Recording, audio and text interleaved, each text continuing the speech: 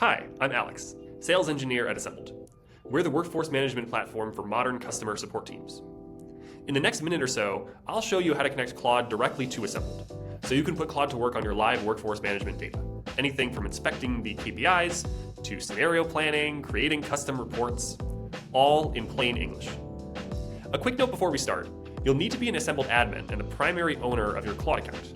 So if you're on a Claude team or enterprise plan and you're not the owner, send this link to your Claude admin and they can take it from here.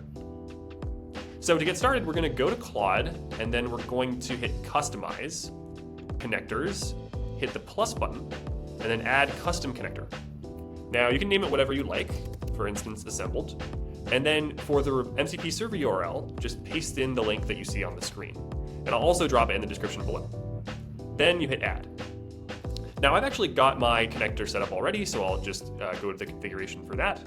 To configure your settings, we recommend setting Always Allow for the read-only tools at the top, and then at the bottom, setting the write and delete tools to Needs Approval. So this way, Claude can pull data freely whenever it needs to, but anything that actually changes your Assembled account still needs your sign-off. And that's it, you're connected. Claude now has a live line into your WFM data.